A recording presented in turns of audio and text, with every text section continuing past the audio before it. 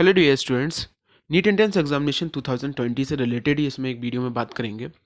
देखिए, आप में से काफ़ी सारे स्टूडेंट जो होंगे, जो फ्रेशर्स होंगे, जो ट्वेल्थ के साथ साथ अपनी तैयारी यहाँ पे कर रहे हैं, उनके लिए ये खासकर ये वीडियो है। आप में से काफ़ी सारे स्टूडेंट्स ऐसे होंगे जो सीबीएसई और आईसीएसई बोर्ड के अलावा अपने रिस्पेक्टिव जिस स्टेट्स हैं उस स्टेट बोर्ड से वो एंट्रेंस एग्जामिनेशन के साथ साथ ट्वेल्थ कर रहे होंगे, जैसे कि Bihar board, UP board, Rajasthan, Gujarat, Tamil Nadu, Karnataka board, जितने भी होंगे आपके, उससे आप कर रहे होंगे। यहाँ पे मेन दिक्कत क्या आती है कि आपका फरवरी में या मार्च में आपके ट्वेल्थ के एग्जामिनेशंस भी हैं। ओके, मई में आपका नीट एंट्रेंस एग्जामिनेशन है। अब यहाँ पे आपको अपने स्टेट बोर्ड में भी अच्छे मार्क्स लाने, क्योंकि अगर आप ट्वेल्थ में पास नहीं हो पाए तो फिर नीट में सिलेक्शन लेके कोई फ़ायदा नहीं है।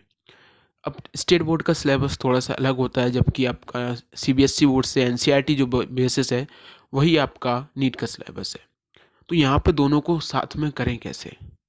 हमको स्टेट बोर्ड भी अच्छे से करना है, हमको नीट में भी अच्छे से करना है, क्योंकि अगर इसी साल सब अच्छे से हो जाता है तो ये लकी ईयर होता है हर ट्वेल्थ में जो स्टूडेंट्स नीट पेपर देता है, अगर उसका उसके साथ ही सिलेक्शन हो जाता है, और अच्छी बात है।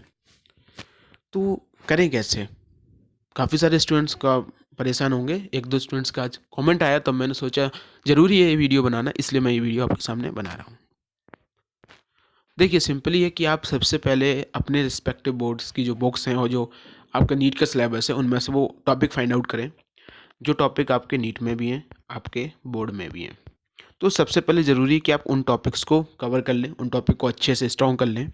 ओके, देन आप कुछ टाइम के लिए नीट को जो सिलेबस है उस सिलेबस में, जैसे आप अगर 5 घंटे देते हैं और बोर्ड मतलब टोटल 6 घंटे आप मान लीजिए दिन में स्टडी करते हैं, तो आप बोर्ड के लिए 1 घंटा या 2 घंटे एक्स्ट्रा निकाल के वहाँ पे वो टॉपिक पढ़ें जो आपके बोर्ड में एडिशनल दिए गए, और उसकी थियोरटिकल प्रैक्टिस करें। देखिए, थियोरटिकल प्रैक्टिस अब आप करने लगी, क्योंकि आपको है फिजिक्स का क्वेश्चन बहुत जल्दी आप ऐसे न्यूमेरिकली सॉल्व कर लेते हैं, ये देखा यहाँ से वैल्यू पुट के आंसर आ गया, लेकिन बोर्ड में ये नहीं चलता है ना।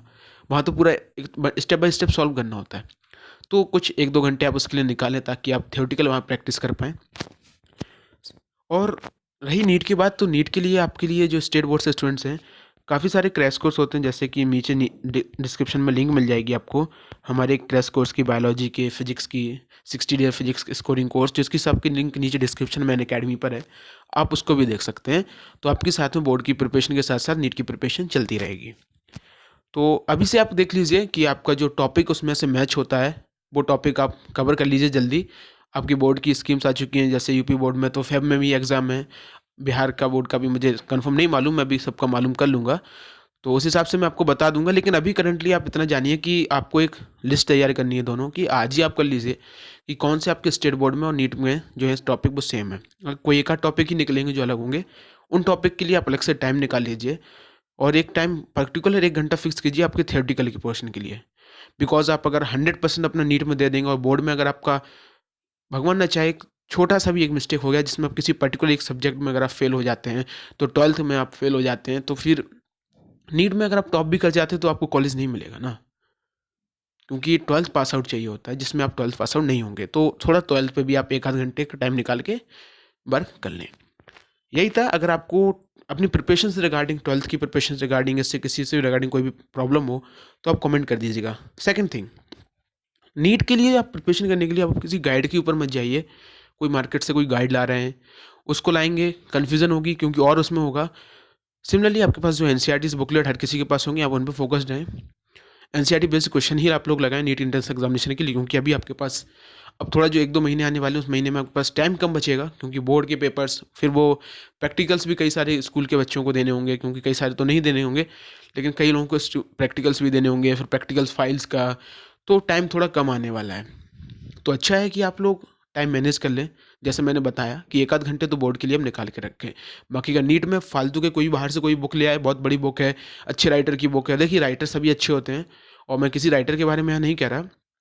आप कोई भी बुक ले आए, उस बुक को आप यहाँ पे स्टडी कर रहे हैं, उसके क्वेश्चंस लगाना है, अच्छी बात है। क्वेश्चन फिजिक्स केमिस्ट्री के लगाना बहुत अच्छी बात है, बायो को भी लगाना बहुत अच्छी बात है, लेकिन उससे पहले प्रीवियस ईयर के 30 साल के क्वेश्चंस और एनसीईआरटी एग्जाम्पलर क्वेश्चन एक बार जरूर लगाएं। उसके बाद अगर आपको लगाने हैं तो बोर्ड एग्जामिनेशन के बाद जो आपको अप्रैल के 10-15 दिन बचेंगे, तब आपको लगाने हो तो सिलेक्टेड क्वेश्चन लगाना, नीट कोई भी बुक लगाना, इसका एडिशन आपका 2015 वाला बुक लेके आना। 2015 के बाद वाला एडिशन लेके आना, क्योंकि उसमें जो क्वेश्चंस होंगे वो अपडेटेड होंगे, नीट के सिलेबस से अपडेटेड होंगे। अगर आप 2010 वाला कोई एडिशन लेके आते हैं किसी बुक का, तो उसमें काफ़ी सारे क्वेश्चंस ऐसे होंगे जो आपकी नीट के सिलेबस में अब नहीं रहा।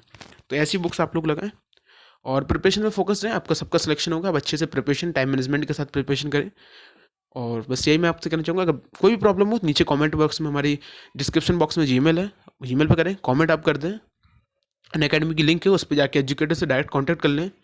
और वीडियो पसंद आए तो लाइक करिएगा, चैनल पर नए जरूर सब्सक्राइब करें और वीडियो को ज़्यादा से ज़्यादा शेयर करें। Thank you.